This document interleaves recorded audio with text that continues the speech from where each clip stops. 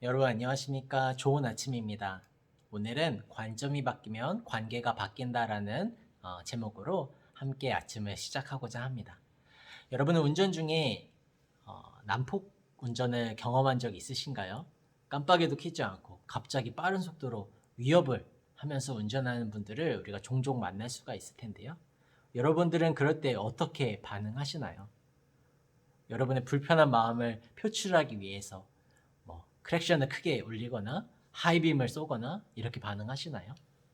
아니면 저런 사람은 단단히 혼내줘야 돼 하면서 지구 끝까지 쫓아가 30배, 60배, 100배의 고통을 느끼게끔 따라가시는 분들이 계시나요? 아니면 또 각자가 어떻게든 참으려고 참자 하면서 넘기기도 하나요? 저와 아내는 요새 좀 동일한 반응으로 계속 지내고 있는데요. 그런 난폭 운전자를 만나게 되면 이런 생각을 합니다. 첫 번째는 배가 많이 아픈가 보다. 그래, 화장실 가고 싶으면 저럴 수도 있지. 갑자기 그 친구가 똑똑똑똑 저 나가고 싶어요 하면 운전을 급하게 할 수밖에 없을 거야 라고 가정을 세워봅니다. 또 하나의 가정이 있는데요.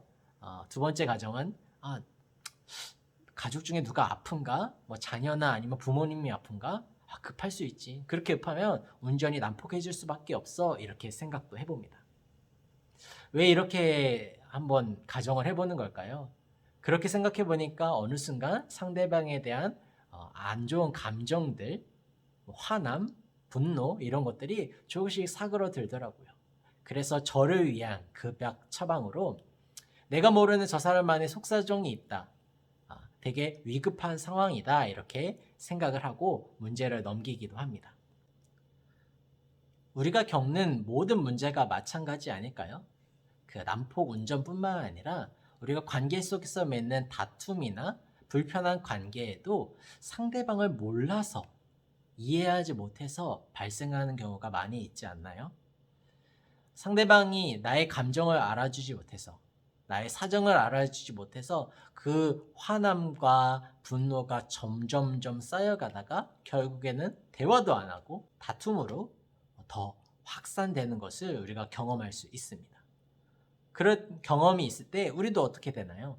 상대방을 이해해주고 풀어주기보다는 나의 옳음을 더 주장하기에 바빠왔고 결국엔 화해도 하기 어려운 상황까지 치닫게 되는 것이죠.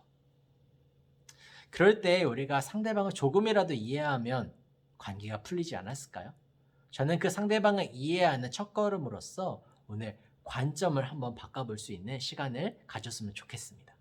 상담을 하시는 분들에게 종종 이런 이야기를 듣는 것 같습니다.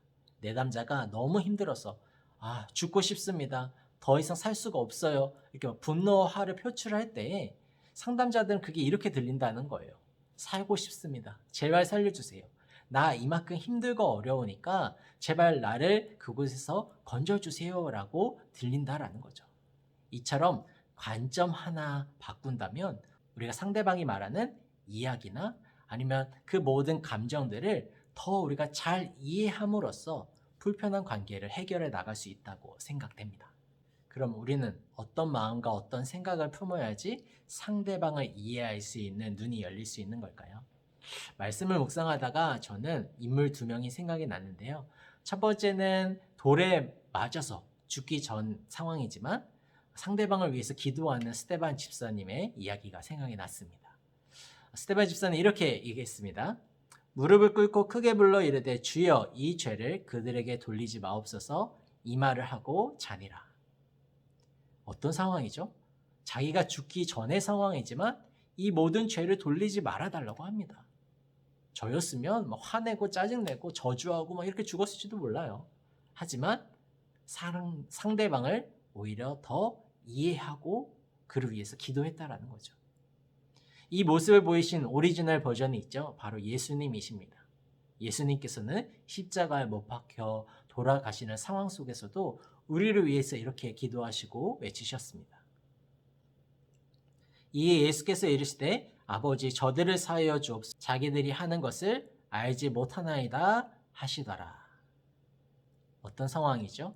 십자가 못 박혀 죽는 상황에서도 저들이 지은 죄를 알지 못하니까 저들의 죄를 사해달라고 하나님께 기도하고 계십니다. 스데반과 예수님 둘 다 본인의 아픔을 나타내기에 자신의 옳음을 증명하기에 바쁜 그 상황 속에서도 상대방을 위해서 기도한다라는 것이 우리에게 분명 주시는 메시지가 있는 줄 압니다. 결국 우리에겐 두 가지 마음이 있어야 하는 것 같습니다. 첫 번째는 상대방을 불쌍히 여기는 마음인 거죠. 때로는 나와 입장이 다르더라도 내가 보기에 옳지 않더라도 그 사람도 그 사람의 사정이 있다는 것을 우리가 이해하며 불쌍히 여기고 더 관심을 갖고 더 그 사람의 눈으로 그 문제를 바라봐 주려고 노력해야 된다는 것이죠.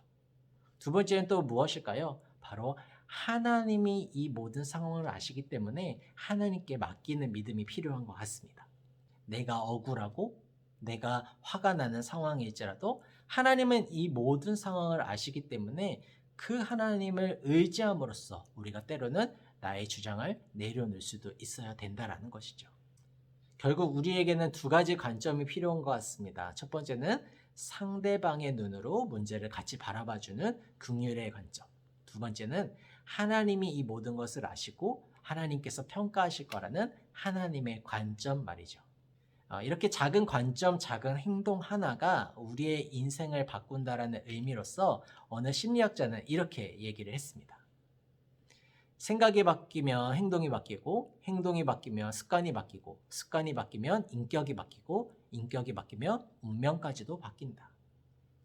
오늘 아침 제가 운명까지 거론하기는 어렵지만 우리 가운데 필요한 것이 바로 상대방을 이해하는 관점을 우리가 살짝 바꿀 때 그 수많은 관계들을 우리가 다시 회복하며 나갈 수 있지 않을까요? 오늘 하루 나의 관점으로 나의 옳음을 주장하기에 바쁜 하루가 되는 것이 아니라 상대방의 관점과 하나님의 관점을 우리가 가지고서 이웃과의 화평을 이루며 살아갈 수 있는 귀하고 복된 아침이 되기를 소망합니다.